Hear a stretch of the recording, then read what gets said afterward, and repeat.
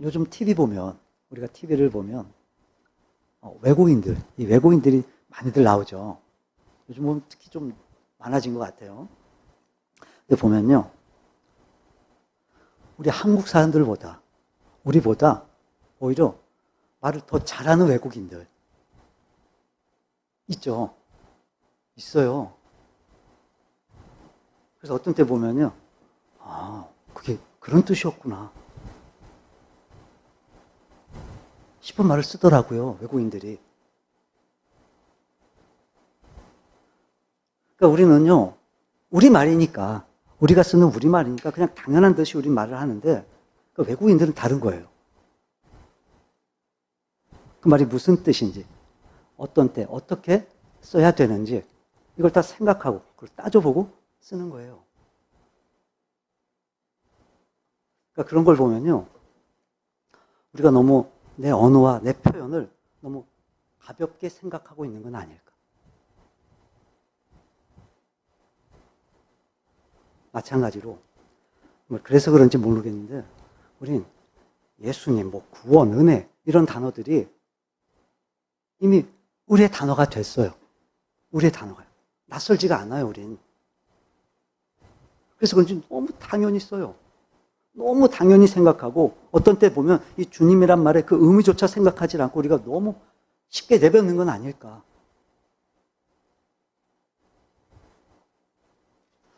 사실 예수님이라는 그 이름 속에 정말 어마어마한 그 의미가 담겨져 있을 텐데, 우리가 너무 익숙하게 주님을 부른다고 정말 아무 생각 없이, 아무 고민 없이 고백하는 건 아닐까. 주님을 너무 가볍게 표현하고, 주님을 너무 의미 없이 표현하는 건 아닐까. 마치 외국인들이 단어 하나를 표현하는데도 우리가 깨달음이 있을 만큼, 우리가 누군가의 앞에서 정말 주님을 우리가 말할 때 과연 그 예수님에 대해 깨달음이 있을 만큼 그들에게 우리의 그 고백으로 감동을 받을 만큼 우리는 얼마나 깊이 생각하고 우리는 얼마나 깊이 고민하며 표현하고 있는지.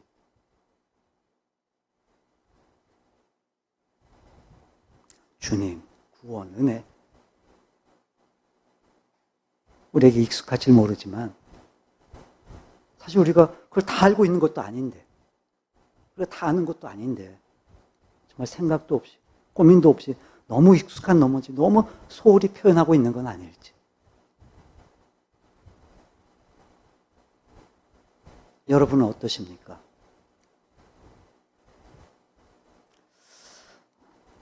이제부터라도 우리가 늘 주님에 대해 고민하고 또 그 구원의 은혜에 대해 생각하면서 담겨져 있는 의미를 더 깨닫기 위해 막 더 힘썼으면 좋겠어요, 우리가. 그래서 우리의 고백을 들으시는 우리 주님뿐만이 아니라 우리의 고백을 듣는 그 모든 사람들이 우리의 언어를 통해 고백되는 그 주님이 정말 감동이 될 만큼 우리가 주님을 깊이 생각하고 고민하면서 우리가 고백하고 표현하고 살아갈 수 있으면 좋겠어요. 오늘 본문을 보게 되면 이제 나면서부터 걷지 못했던 사람이 있었어요. 그럼 매일 성전 앞에 앉아서 구걸하면서 하루하루를 살아가는 정말 어려운 형편의 사람이었어요. 그러던 어느 날 베드로와 요한을 만나게 되고 그리스도 예수의 그 이름의 능력으로 이제 일어나 걷게 됐어요. 정말 한 번도 꿈꿔지 못했던, 상상조차 못했던 일어나 걷는 일이 그에게 가능하게 된 거예요. 운명처럼 짊어지고 살았던 그 문제가 운명과도 같은 그 만남을 통해서 완전히 해결이 됐어요. 말 그대로 기적이었어요, 기적. 근데 여러분, 우리는 이야기를 통해서 또 다른 각도에서 우리가 이야기를 한번 바라볼 필요가 있을 것 같아요. 물론 이 사람이 그렇게 고침을 받은 그 기적도 정말 큰 의미가 있다고 할 수 있겠지만 사실 이 이야기는요, 초대교회에서 일어난 첫 번째 기적 사건이었어요.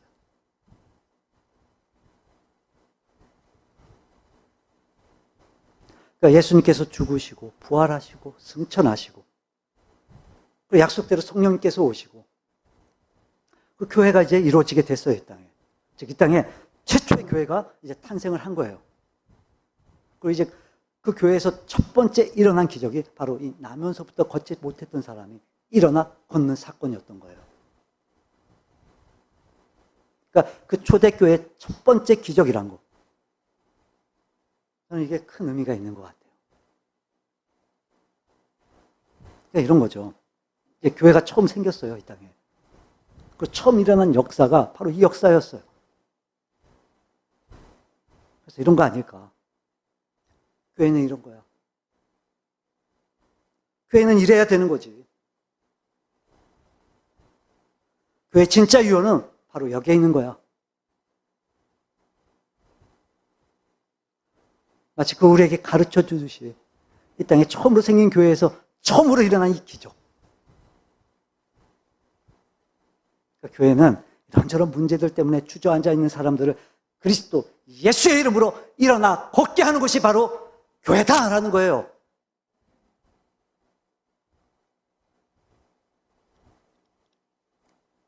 그래서 교회로 살아가는 저와 여러분이 정말 세상에 있는 그들을 향해 그런 역할을 감당하게 되고, 교회된 우리가 우리 교회 공동체가 이 세상에서 그런 사명을 감당해야 된다라는 거예요. 여러분, 사실 문제 없는 사람은 없잖아요. 문제 없이 사는 사람은 없잖아요. 그 문제 때문에 준저하지 있고, 그 문제에 사로잡혀 있고, 그 문제에 꽁꽁 얽매여 살아요, 사람들. 많은 사람들이 그 문제 때문에 힘들어하고 괴로워하고 아파하며 살아요. 그런 사람들에게, 그런 세상 사람들에게 그 문제를 풀 수 있는 유일한 답이 그리스도 예수라고 하는 사실을 분명히 전하고, 그들이 그 모든 문제를 박차고 일어서서 걷게 하는 것, 그게 바로 교회의 존재의 이유라는 거예요.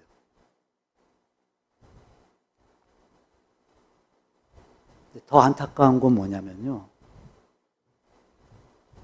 교회 안에서도, 우리 교회 안에서도 진정한 답을 찾지 못하고 방황하는 사람들이 있다는 거예요. 즉, 교회 안의 불신자들, 그들을 향해, 또 세상을 향해 인생의 문제의 답이 그리스도 예수라고 하는 사실을, 그리스도 예수만이 유일한 해답이라는 사실을 우리는 분명하고 확실하게 전할 수 있어야 돼요. 여러분, 우리 인생이 안고 있는 그 모든 문제들, 그게 육적인 문제든 영적인 문제든, 우리 인생이 안고 있는 그 모든 문제의 해답은 바로 그리스도 예수세요. 유일한 해답, 유일한 해답. 그리스도 예수세요. 근데 한 가지 아이러니한 건요, 도대체 왜 이 세상은 예수님을 진정한 답이라고 알지 못하는 걸까? 도대체 왜 사람들은 예수님이 진정한 답이라는 걸 인정하지 않는 걸까? 예를 들어서 우리가 보통 좋은 병원이다라고 하면 우리 뭘 생각하죠? 저 병원 좋은 병원이다. 그럼 우리 어떻게 생각을 해요? 치료 잘하는 병원이 좋은 병원이다. 다시 말해, 잘 고치는 병원이 좋은 병원이다. 우리 이렇게 생각을 해요. 그게 우린 단순하게 생각하기 쉬운데, 근데 여러분, 사실 이 치료보다 더 중요한 거 뭐죠? 맞아요. 진단이에요, 진단. 진단이 정확해야 정확한 처방이 나오죠. 그래서 그 처방에 의해서, 정확한 그 처방에 의해서 맞는 치료를 하는 거예요. 그래야 고치는 거예요, 그래야. 그러니까 좋은 병원은요, 물론 단순히 잘 고친다 이거지만, 근데 여러분, 진짜 좋은 병원은요, 정확히 진단하는 병원인 거예요. 그러니까 여러분, 치료 이전에 중요한 게 뭐다? 진단이에요, 진단. 여러분, 우문우답 무슨 뜻인지 아세요? 우문우답. 그러니까 어리석은 질문을 하면 어리석은 답을 얻을 수밖에 없어요. 그러니까 문제를 모르면 답도 얻을 수가 없다는 거예요. 왜 사람들이, 왜 이 세상에 예수님을 우리의 인생의 답이라고 알지 못하는 걸까요? 문제가 뭔지를 모르는 거예요. 그러니까 질문이 잘못된 거예요, 질문이. 그래서 우리 인생이 안고 있는 진짜 큰 문제는 뭐냐? 문제를 모르는 거. 그게 문제예요. 근데 오늘 본문의 내용을 보게 되면요. 오늘 이 본문의 주인공은요. 우리가 안고 있는 그 문제를 그대로 보여주고 있어요. 그대로 보여줘요.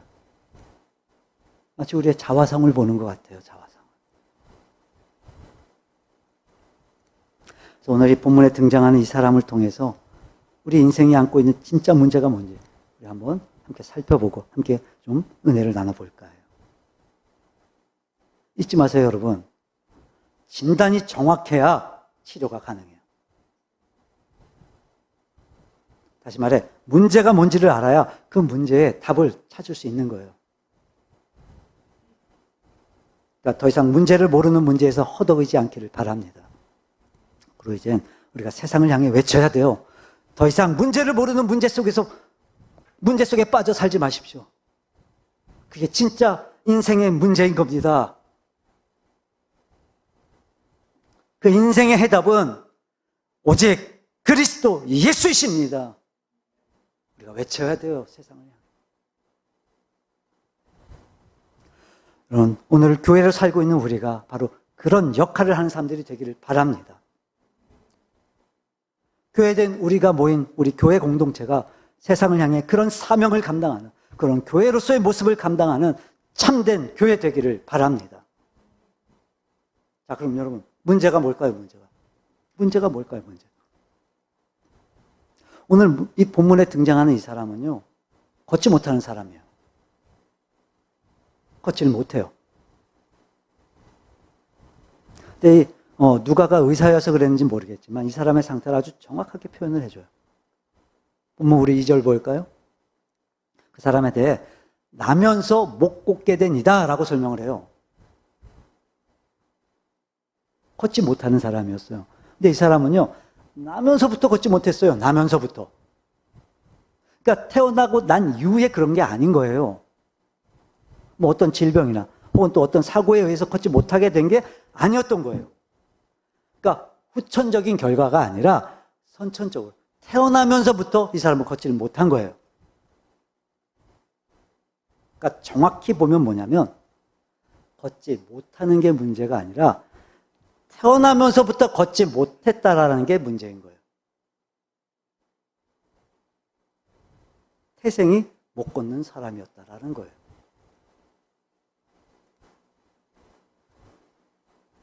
여러분, 우리 인생이 갖고 있는 문제, 우리 인생이 안고 있는 문제, 우리 인생은요, 태생이 죄인이라는 거예요.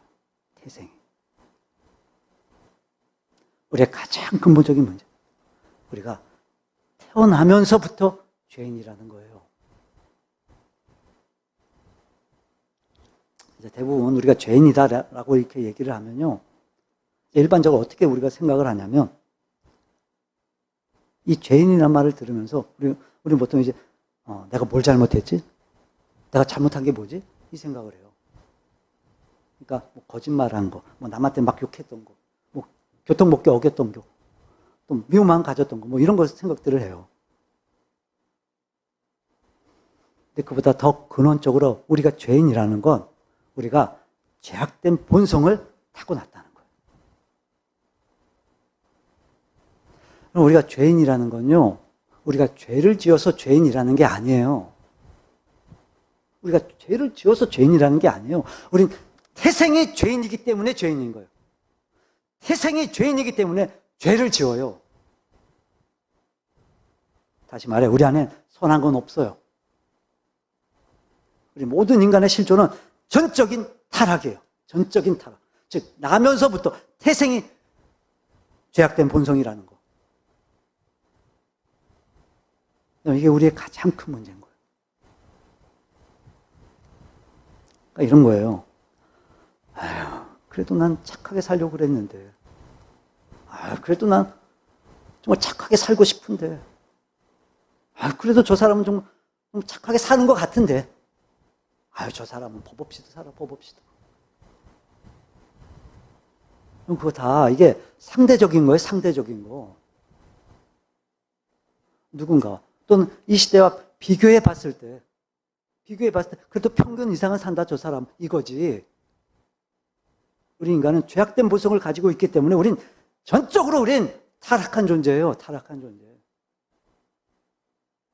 그걸 잊으면 안 돼요. 우린 태생이 죄인이라는 거, 태생이.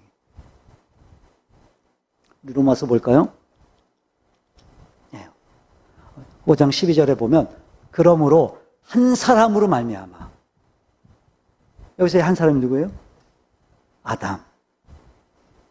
그러므로 한 사람으로 말미암아 죄가 세상에 들어왔어요. 바로 그 아담 때문에 죄가 시작됐어요, 이 세상에. 그러니까 원래 하나님은 이 세상을 창조하시고 아담과 하와를 창조하셨을 때, 여러분, 원래부터 죄가 있었던 게 아니란 말이에요. 하나님이 이 세상을 창조하시고 아담과 하와, 원래부터 죄가 없었어요, 원래는. 하나님은 그렇게 창조하지 않으셨어요. 하나님은 우리 인간을 하나님의 형상대로 지으셨어요. 하나님의 형상. 즉, 완전하게 우리를 창조해 주셨어요, 하나님이. 모든 인간이 그 하나님 안에서 모든 걸 아무 문제 없이 누리고 살 수 있도록 우리 인간을 창조해 주셨어요, 하나님이. 그게 하나님의 창조였어요. 그게 하나님의 창조하신 이 세상이에요. 근데 문제가 뭐였어요? 죄를 지어요, 아담이. 죄가 없던 세상에 죄를 지어요, 아담이. 그래서 그 아담 한 사람 때문에 죄가 세상에 들어왔어요. 죄가 없던 세상에 죄가 들어왔어요, 아담 때문에. 자, 그 다음 보세요. 그리고 죄로 말미암아 사망이 들어왔어요, 사망이. 그리고 이와 같이, 이것처럼, 이런 식으로 모든 사람이 죄를 지어요. 모든 사람이 죄를 지어요. 그러면 아담이 죄를 지고, 그때로부터 죄가 시작돼서 그 위에 모든 사람이 다 죄인으로 태어난 거예요. 즉, 죄가 없던 이 세상에 아담으로 인해 죄가 시작이 됐고, 그리고 그 이후에 모든 인간이 죄인으로 태어나요, 죄인으로 다. 우린 죄인으로 태어나요. 그럼 창세기 5장 볼까요? 이 부분에 대해서 아주 구체적으로 이렇게 말씀을 해주세요. 우리 3절 볼까요? 3절? 네, 함께 읽어봅니다. 아담은 103,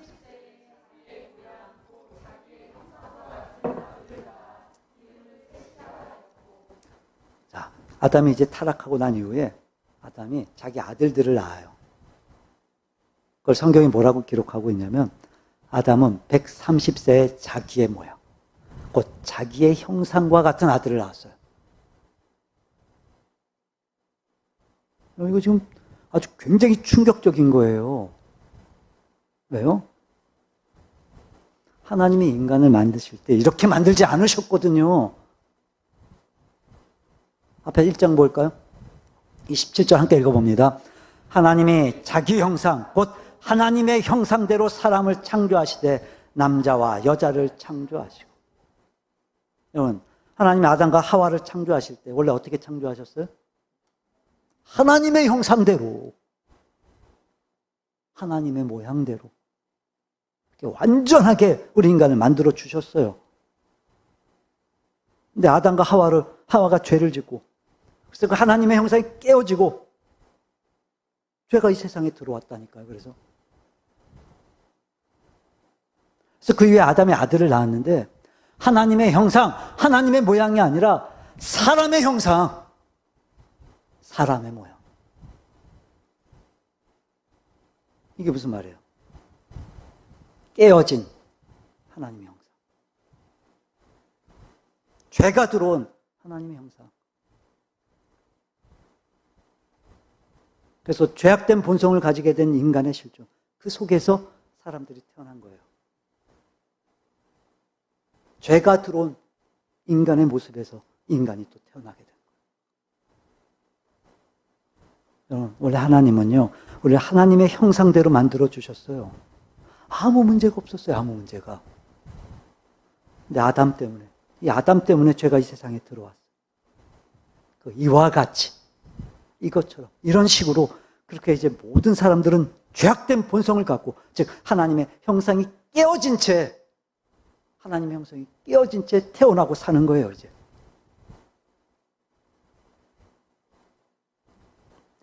그럼 여러분, 이게 왜 우리 인간의 근본적인 문제가 되는 걸까요?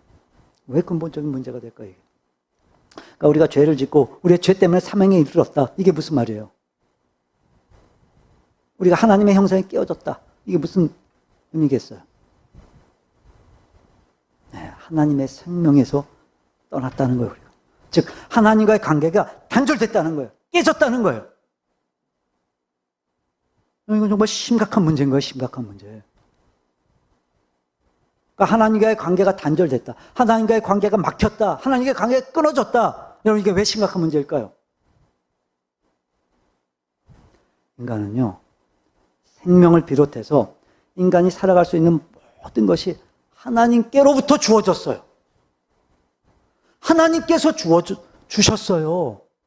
근데 그 하나님과의 관계가 단절돼 버렸다니까요. 막혀버렸어요. 못 나가요, 이제 하나님 앞에. 우리 인간이 이렇게 힘들고 어렵고 또 괴롭고 아픈 인생을 살아가야 되는 실존 이유, 그 원인이 뭔지 아세요?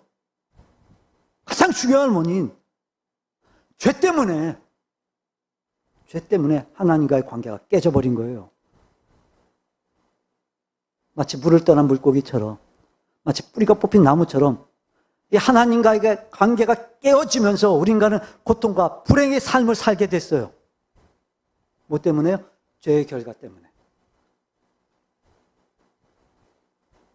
죄의 결과예요. 죄의 결과. 우리 야고보서 볼까요? 1장 17절 함께 읽어봅니다. 온갖 좋은 은사와 온전한 선물이 다 위로부터 빛들의 아버지께로부터 내려오나니 그는 변함도 없으시고 회전하는 그림자도 없으시니라. 아멘. 온갖 좋은 은사와 온전한 선물이. 여기서 이 은사와 그리고 선물이, 이 두 단어는요, 같은 의미예요, 같은 의미. 이게 다 주다라는 동사에서 파생된 단어예요. 주다라는 동사. 그러니까 은사, 그리고 또 선물. 다 하나님이 우리에게 주신 모든 것들을 말해요. 좋은 것들, 온전한 것들이 다 위로부터, 빛들의 아버지께로부터 내려오나니. 즉, 이 인류를 창조하신 그 아버지께로부터, 이 모든 만물을 창조하신 그 아버지께로부터 우리에게 모든 좋은 것들과 온전한 것들이 주어졌어요. 우리에게 주셨어요. 근데 그 하나님과의 관계가 어떻게 됐어요? 어떻게 됐다고요? 깨져버렸어요. 막혀버렸어요. 그 하나님과의 관계가. 자, 그럼 좋은 거, 또 온전한 거 우리가 얻을 수 있어요? 없어요? 이제? 없어요. 못 얻어요, 이제.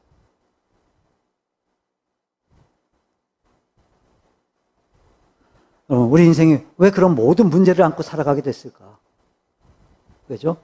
가장 근본적인 이유 뭐예요? 죄예요, 죄. 우리 안에 내재되어 있는 그 죄악된 본성 때문에 우리는 하나님과의 관계가 깨어진 채로 이 땅에 태어났어요. 그리고 우리는 태어나면서부터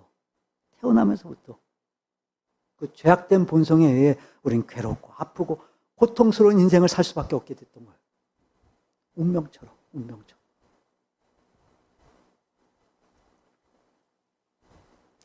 모든 좋은 것들, 모든 온전한 것들은 다 하나님께로부터 주어져요. 근데 그 관계가 깨어졌으니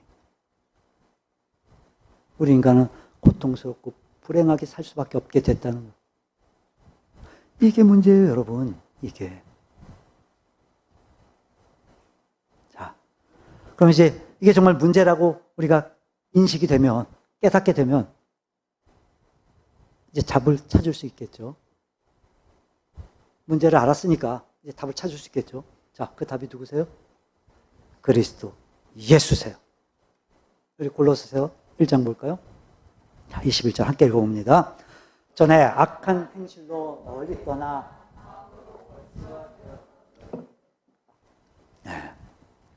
우리가 우리의 죄 때문에 하나님과 원수가 됐어요. 원수가. 하나님과의 관계가 다 끊어져 있었어요. 그래서 고통스럽고 불행한 인생을 살 수밖에 없었어요. 우린 그랬어요. 우리가 그랬어요. 근데 22절 이제는 그의 육체의 죽음으로 말미암아 바로 그리스도 예수께서 우리의 모든 죄를 짊어지고 십자가에서 죽으셨기 때문에 그 예수님의 죽으심으로 말미암아 화목하게 됐어요. 화목하게. 여러분 이 화목이 뭐예요? 화목이 뭐죠? 너희를 거룩하고 흠없고 책망할 것이 없는 자로 그 앞에 하나님 앞에 세우고자 하셨다는 거예요. 화목. 깨어진 하나님과의 관계. 그 문제는 죄 때문이었어요. 근데 예수님이 우리의 그 모든 죄를 다 감당해 주셨어요. 대신 해결해 주셨어요. 대신 짊어져 주셨어요. 그리고 이제 우리는 거룩하고 흠이 없는 자로 하나님 앞에 설 수 있게 됐어요. 설 수 있게 됐어요, 우리가. 깨어져 있었던, 단절되어 있었던 그 하나님과의 관계가 다시 회복됐어요.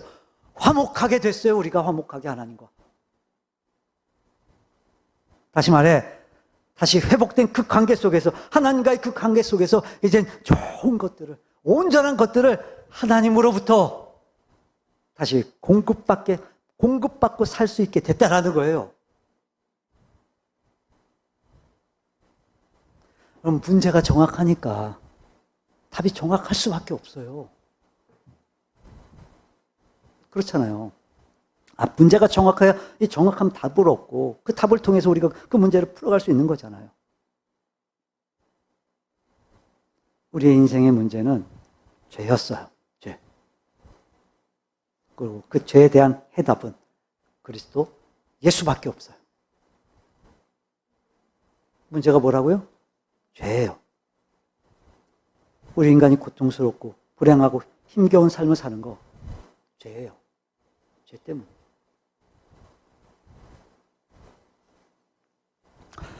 여러분, 우리 안엔 그런 생각이 없기를 바라요. 그럼 보세요. 보세요, 한번. 돈이 문제가 아니에요. 돈이 문제가 아니에요. 그것 때문에 괴로운 거 아니에요. 보세요. 세상 보세요. 성공이 문제가 아니에요. 그것 때문에 힘든 거 아니에요. 관계가 문제가 아니에요. 그것 때문에 괴로운 거 아니에요. 우리의 죄성, 우리의 죄, 그것 때문이에요, 그것 때문.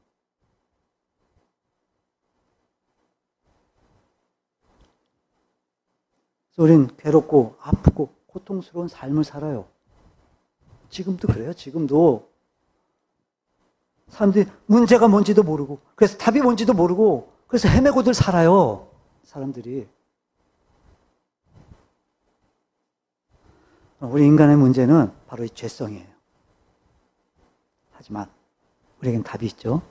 답이 있어요, 우리에겐. 바로 예수님이세요. 예수님. 이걸 우리가 확실히 깨우쳐야 돼요. 이걸 우리가 확실히 깨달아야 돼요. 그리고 이걸 우리가 확실히 체험해야 돼요, 체험. 그래서 확신 있게 세상에 외치고 확신 있게 세상을 향해 주장할 수 있어야 돼요.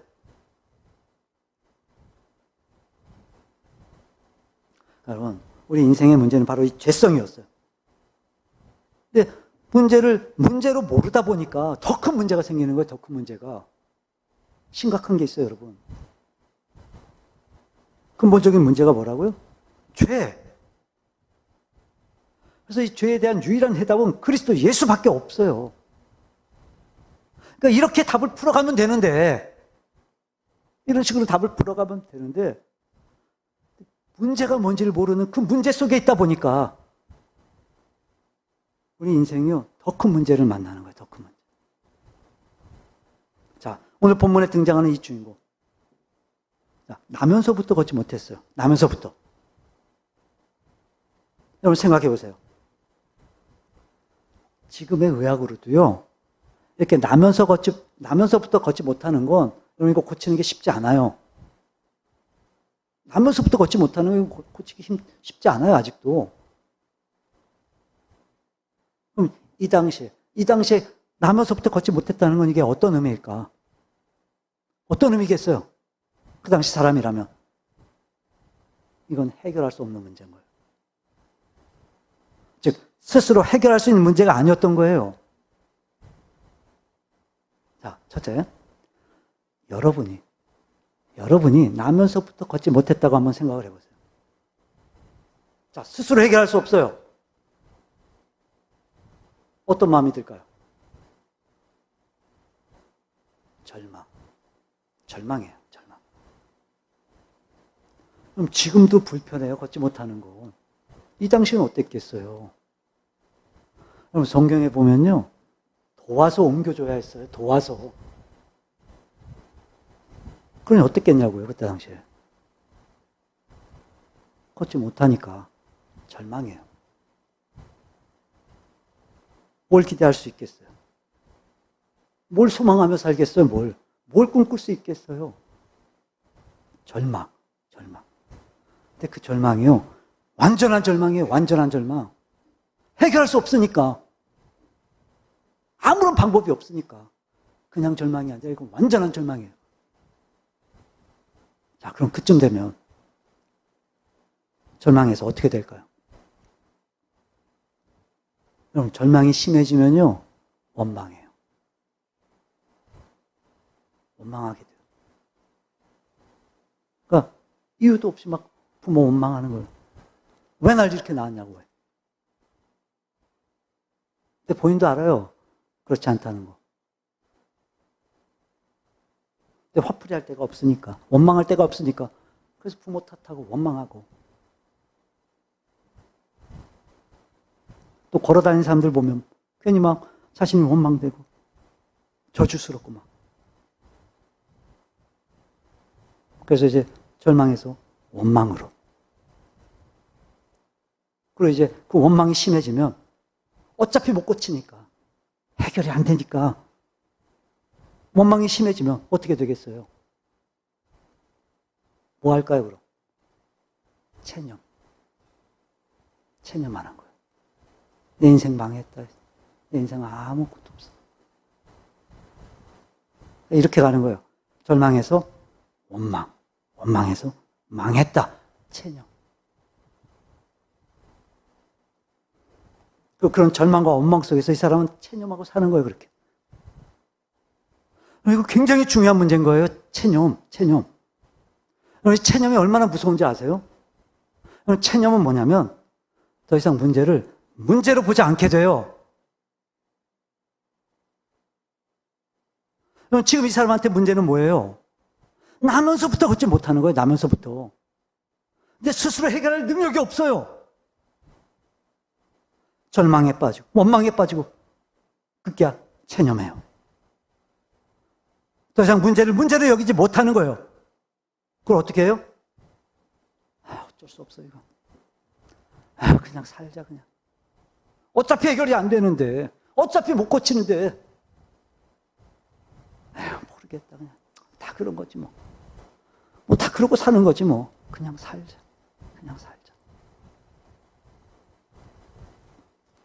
그 더 이상 문제를 의식하지 못하고 살아요. 자, 그래서 이 사람한테 나타난 결과가 뭐예요? 구걸이에요.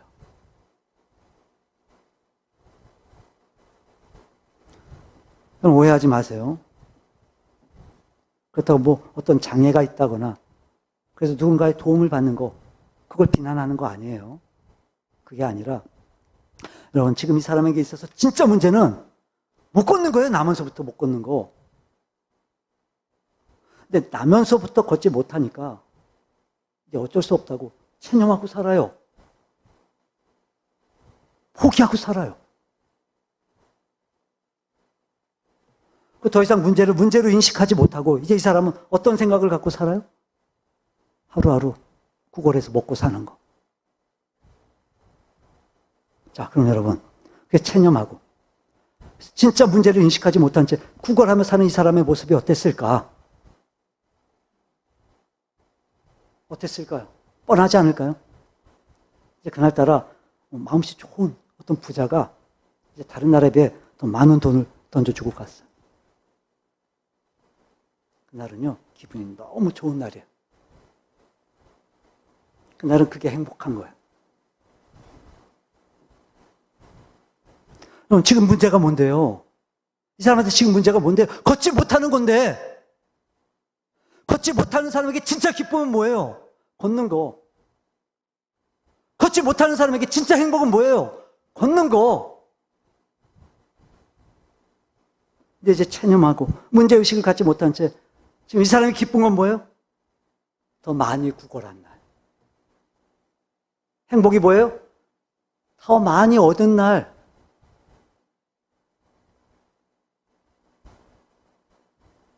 여러분, 이게 왜 무서운 거냐면 문제로 모르고 살면서 결국 그의 삶의 가치도 왜곡돼 버린 거예요. 진짜 문제를 해결할 마음이 없어요. 더 이상은 문제의식이 없어요. 그래서 왜곡된 가치에 마음을 두고 그게 행복이 돼요. 그게 행복이 돼 버렸어요. 그래서요, 이 베드로하고 요한이 가면서 이 사람을 만나서 주목하라고 했을 때 나에게 뭘 줄 수 있나? 베드로와 요한이 나한테 뭘 줄 수 있냐? 이 생각만 해요. 이 사람의 삶의 가치가 이제 왜곡돼 버린 거예요. 그럼 문제를 모르는 이 문제 속에 사는 거, 진짜 문제를 외면하고 사는 거, 여러분 이게 왜 무서운지 아세요? 이게 왜 더 큰 문제를 가져다 주는지 아세요? 그 사람의 인생 자체가 왜곡돼 버리는 거예요. 진짜 기쁨은 그게 아니잖아요. 진짜 행복은 그게 아니에요. 진짜 만족은 거기에 있지 않아요. 그 분명한 문제의식을 잃어버린 채 이제 그냥 더 많이 받고 더 많이 얻고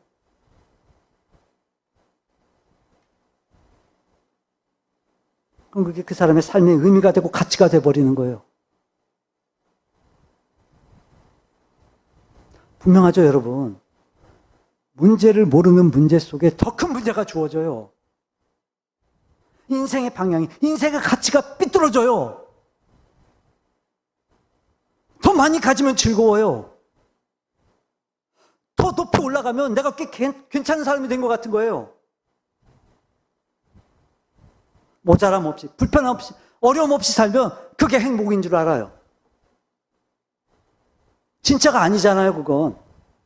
그건 가짜잖아요. 아니, 근본적인 문제가 해결이 안 됐는데, 걷지 못하는데, 많은 걸 가지고 있다고, 더 맛있는 걸 먹었다고, 다른 사람들이 더 편하게 산다고, 그게 행복하겠어요? 그게 행복이겠어요, 여러분? 그게 만족이겠어요?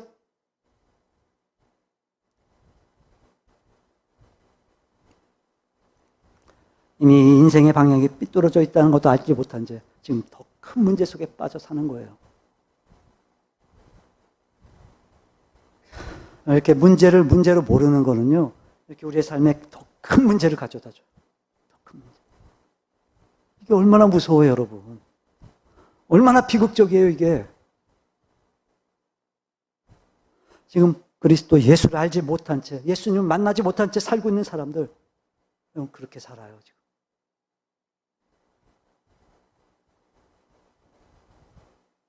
또 하나, 진짜 더 비극은 뭘까요, 여러분? 진짜 더 비극. 여러분, 지금 이 사람이 구걸하기 위해 앉아있는 곳, 어디예요? 성전 앞이에요, 성전 앞. 사도행전 4장 22절에 보면 이 사람의 나이가 40여 세라고 기록되어 있어요. 40여 세. 여기서 40여 세라고 하는 말은 40세 이상이라는 말이에요. 40세 이상. 그럼 여러분 한번 생각해 보세요. 이 사람은요, 항상 그 성전 앞에서 구걸을 했어요. 그 성전 앞에서 항상. 그럼 분명히 그 성전에 드나드시는 예수님, 봤을 수도 있을 거예요. 아니, 봤을 거예요. 봤을 거예요.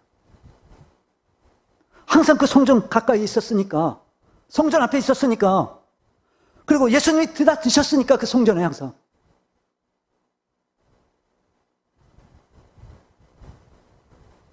문제를 모르니까요. 답을 앞에 두고도 못 알아봐요. 몰라요. 그 가짜 답에 빠져 왜곡된 인생을 살아요. 구걸하는 거. 많이 받으면 좋아요, 그냥. 오늘도 그래요, 오늘도. 오늘도 그러고들 살아요. 예수님을 알지 못하는 사람이 그러는 건 예수님을 모르니까 그럴 수 있다고 쳐요. 근데 오늘 교회 안에 있는 우리는 어때요? 우리는 어때요? 이렇게 성전 가까이에 주저앉아 오늘도 여전히 답을 찾지 못한 채 그렇게 국어를 답이라고 생각하는 이 사람처럼 오늘도 교회 안에 있는 우리, 오늘도 주님과 가까이 있다고 생각하는 우리는 어떠냐고요.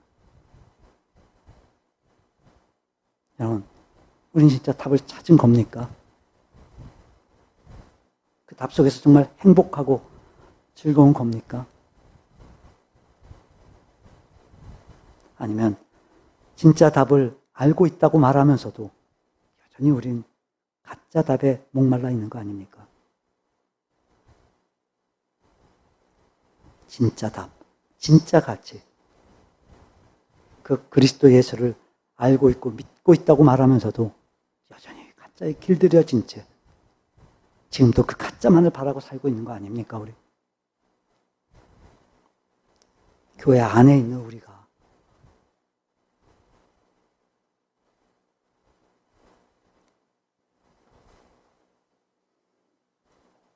물론 우리 중엔 그러지 않을 거라고 믿지만 우리 교회만을 얘기하는 게 아니니까. 그래서 교회 안에 있는 불신자에게도 그리스도 예수가 전해져야 돼요.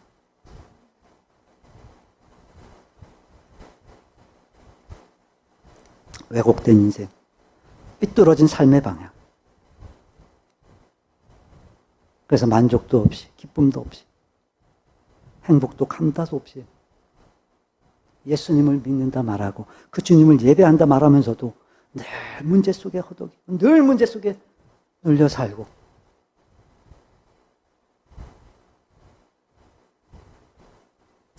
그런 우리를 보는 또 다른 누군가가 그런 우리의 입술을 통해 고백되는 주님에 대해 과연 어떻게 생각할까?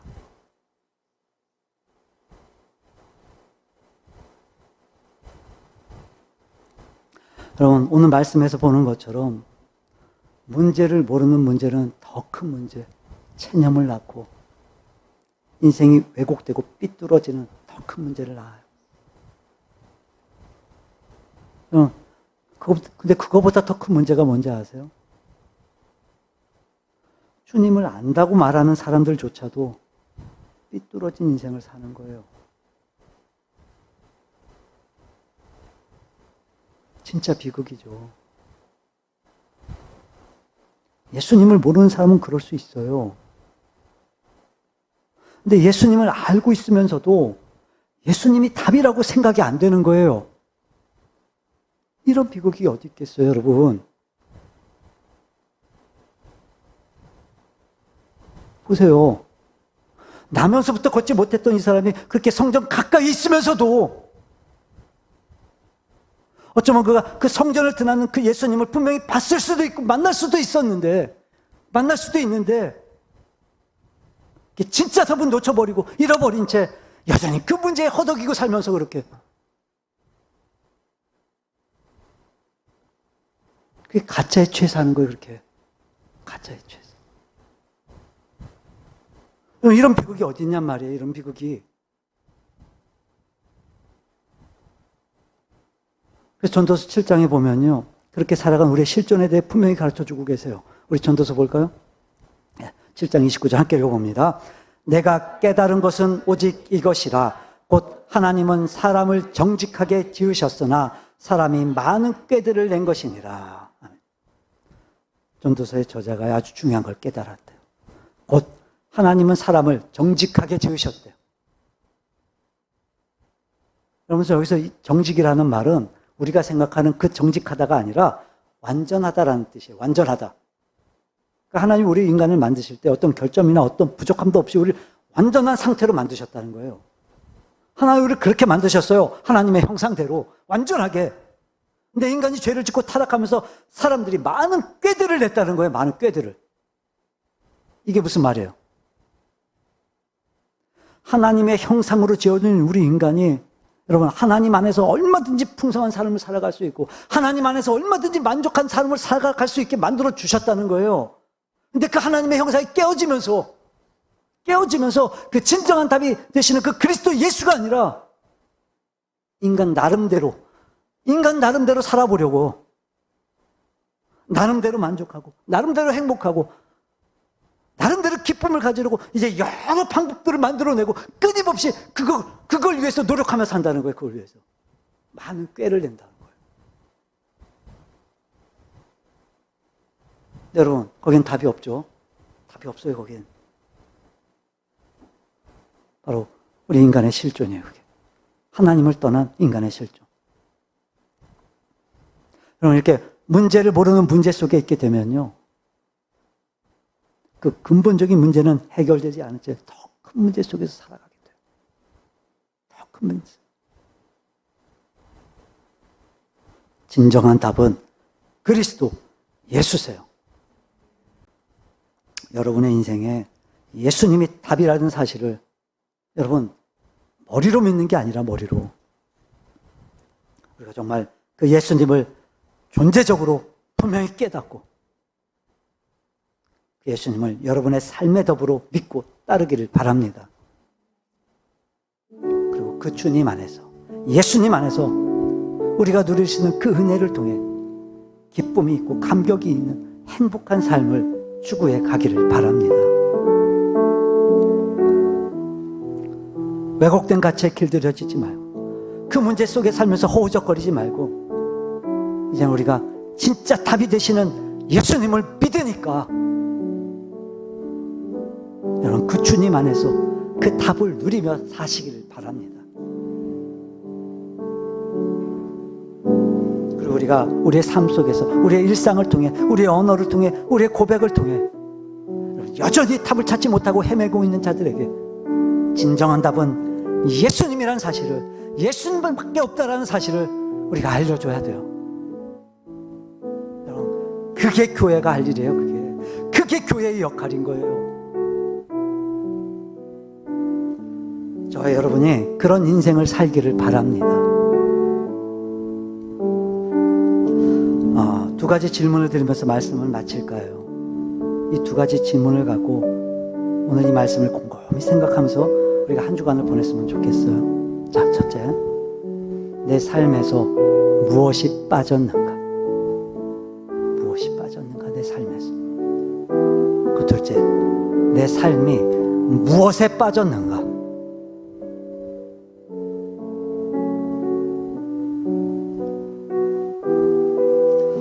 우리의 삶의 진정한 답은 그리스도 예수이세요. 더 이상 문제를 모르는 문제 속에 헤매지 말고 그 답이 되신 그리스도 예수를 여러분의 주님으로 믿고 고백하고 그 안에서 여러분 주님 안에서 진정한 삶을 누리시기를 바랍니다. 그리고 그 예수님을 여러분 주변에 또 여러분이 있는 곳에서 여전히도 방황하고 있는 그들을 향해 문제가 무엇인지 그리고 답이 누구신지 여러분 전하며 살기를 바랍니다. 그렇게 교회로서 우리에게 맡기신 이 소중한 사명을 감당하는 우리 참된 믿음의 공동체, 참된 믿음의 사람들 되시기를 주님의 이름으로 축원합니다.